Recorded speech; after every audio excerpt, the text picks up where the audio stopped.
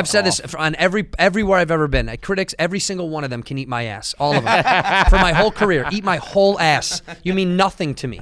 Do the art and then we'll have a conversation. You know who can criticize me? Someone that I look up to that's in my business. If Chris Rock wants to come up to me and talk shit about my act, I'll listen to every word, take notes, and let that hit me hard when I walk home. Yeah. Some guy that writes from some building somewhere, you know, who gets a paycheck and is eating Jimmy John's at his desk while he talks shit about my act.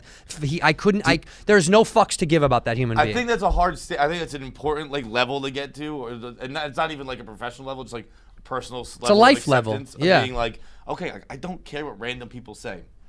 It's really hard because you do care, but it's the ability to just not look at it. Like, it is, like I've always said, like if Kevin wants to talk about me, like hey, this is what you're not doing well at work, I'd fucking listen in a heartbeat. Right. And not most of my peers here anymore, but there are probably 7 people here who I'd be like, okay, this is an important note to take. But everything else, it's just like, dude. I'd listen to a fan more than I listen to a critic. Would you? Yeah, because fans interaction, I give a shit about the people that are trying to enjoy my shit with me. That's half of the fun for me doing podcasts and stand up. Is interacting with these people that I want to connect with on a comedic level. If you get my humor, let's have fun with it. If you want to have a conversation about something you would disagree with, yeah, I mean, maybe I can entertain it depending on my level of interest. You know what I mean? But I care less about people that have no interest in me as a human being other than criticizing their material. Yeah, what the fuck? That's insane. Do you feel you have to play the game at all, though? I mean, clearly you're not. But are there people who are like, listen, I play a game of like, if I do the FX TV show, you know, and we're doing the show, it comes out in March. If they want me to do some press stuff, I'll go do some press stuff, but it's on my number. Like, it's the way I want to do it. Like, I'm not going to fake it. When you say, like, you know, eat my whole ass, are you now worried that there's going to be some critic being like, oh, yeah, well, fuck you. I'm going to crush your shit, put it in the paper, whatever it is. Give me 0 stars, critic, and then I'll be Peter Luger, and I'll get twice as many customers the same day that you said I suck. Like, yeah, that's true. They wrote shit about him, them in the New York Times or whatever, and then... You know, all that was I mean, I almost think that was divisive by Luger. That was like, give us the worst review of all time. Right, let's go viral. Yeah, because look at how many people now are talking about it. Rogan talked about it on his show. It's all over the news. People are lining up again to go back there. It's like, no matter, I hate the phrase that no press is bad press, but at some degree, middle press is bad press, right? Like, if you give you a 3 out of 5, it's like, yeah, it was okay, it wasn't good, it wasn't bad. That's bad. I've always said that. We looked at our like iTunes stars for the first time like ever the other day, and it was like a lot of 5 stars, and then some 1 stars, which I get. Just sure, I like that. I like the 1 star. But the people who are like 3, 2, tough. The 2 star, I'm like, what? That actually hurts a lot more. Like, fuck you. Yeah, that the middle. Listened and gave it some thought. Right. You weren't just like, I like it a lot, or like, no, I hate those guys. Like, well, I listened and it was not that funny, and I really think that they need to know it. Like, 3 is like a dinner my mom cooked me. You know, it was always like, yeah, no, it's fine. You know, yeah. It's like so rude. She knows it hurts her. That hurts her feelings.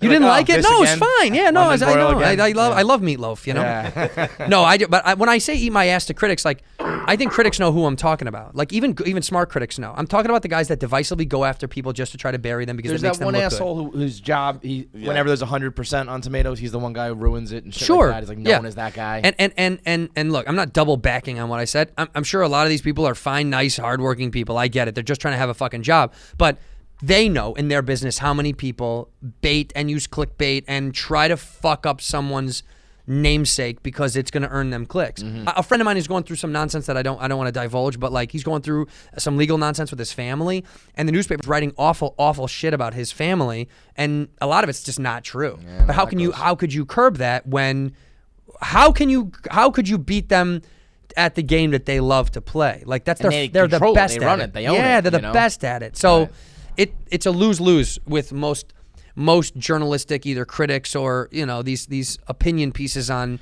their view of you and what you're doing. At least like with politics, there's like some issues to talk about. When you're talking about a movie or a stand-up or whatever, it's all fucking subjective. You know what I mean? So it's like Chappelle's special is proof. It's proof that Vice tried to jump on that train of shitting on him for some reason, which I thought was extremely odd. You know, because some of the trash that Vice puts out is insane. You're like, who are you guys? That's nuts, dude. You got 9 shows about mushrooms. Like, you're the creative geniuses that we all need in comedy. The Chappelle stuff was you could tell it was all so forced because it lasted 2 days. Yeah. Like, if something actually is an issue, it'll like it has longer than a 48-hour shelf life. Yeah, it was like Chappelle's problematic, and it was like, here's our article, here's the 7 tweets we saw about it. And then everyone's people are saying, who are the people? 4 people. Yeah, all my friends that are a part of any community that he made fun of, they loved his shit. Okay, I have a lot of gay friends. I have people in the LGBT community, and all of them that have a sense of fucking humor enjoyed the take because it was fun and it's what comedy. It all comes down to is sense of humor. Yeah, I mean, you got one or you don't. You know, my the guy who plays the piano at the Comedy Store, his name's Jeff Scott. He's phenomenal. He's been there for years. He was like, you know, he's openly gay and he talks all the time about when comics make fun of, you know, when they tell gay jokes or whatever. And somebody was like, "Oh, does that ever like get under your skin?" And he's like, "Well, if we fought really hard this long to be treated as equals in society, why would I not be subjected to also being made fun of just like anybody else?" Yeah. And I thought that was a brilliant take. I was like, "Yeah, that's right." He's like, "I'm not saying you should special treatment. You shouldn't be spewing hate speech about homosexuals. You shouldn't be on stage being like, we should kill them." Yeah. But if you're making a joke about it, and most of the time, Jeff's the first guy to laugh at that stuff, like because.